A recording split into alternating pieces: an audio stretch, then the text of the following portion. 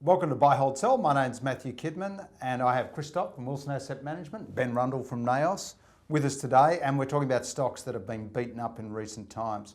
Let's start, gentlemen, with Flight Centre, the retail travel agent. Came in at the low end of forecast. Chris got sold off 15%. Buy, hold or sell? Hold, Matthew. It got sold off too heavily for what the earnings downgrade was, as you say. Comments around structural impact on their business is alarming.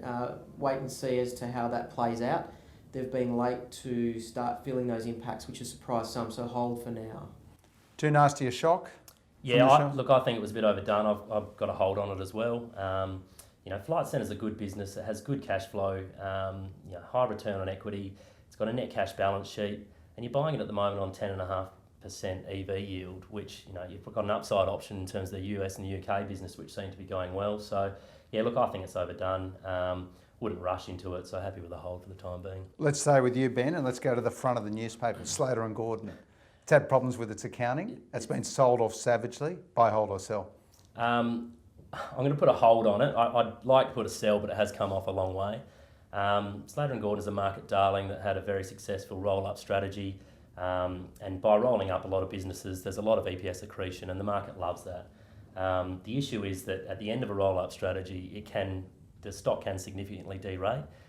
If that comes with an accounting irregularity, then it can significantly derate, and rightfully so. So I would be very, very wary of anyone buying Slater Gordon at these levels. Chris, buy, hold or sell? Hold for Slater Gordon, Matthew. There's too many things that need to be addressed now over the next 12 months, and it's just going to be time with this thing in referencing the accounting issues that they're seemingly having, and the acquisition of Quindell, a lot of question marks around that. So I think you've got time there now for Slater Gordon. Really good, well managed business. We're watching this one really closely to buy back in over time, but for hold for now. Okay, Glamour stock, online business that took the world by storm, Seek. Had a downgrade? Yeah, Seek's a sell.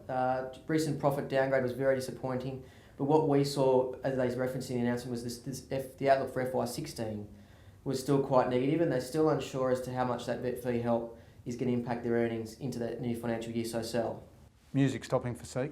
I agree with Chris. I think Seek's a sell. What alarmed me in the recent result is the fact that they acknowledge they have to aggressively spend across all of their businesses.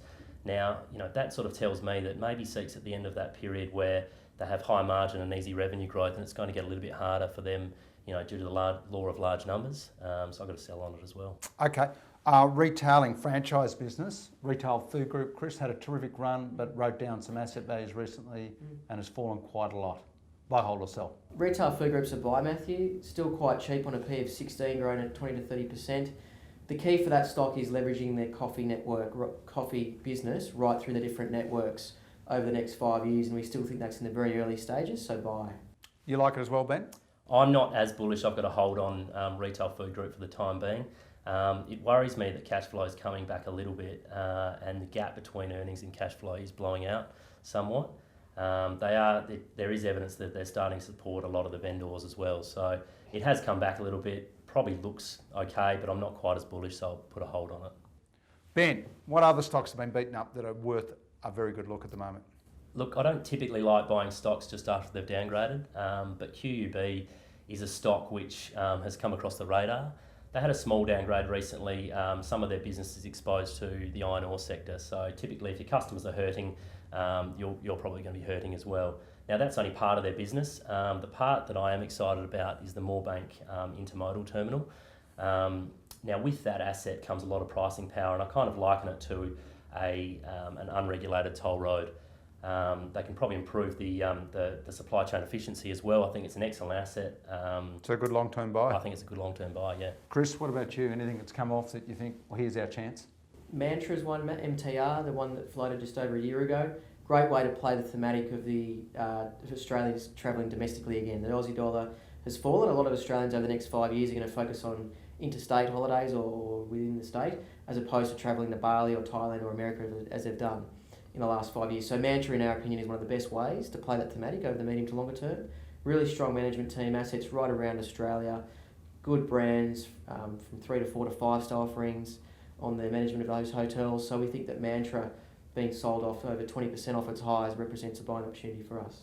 There you go, some value coming our way.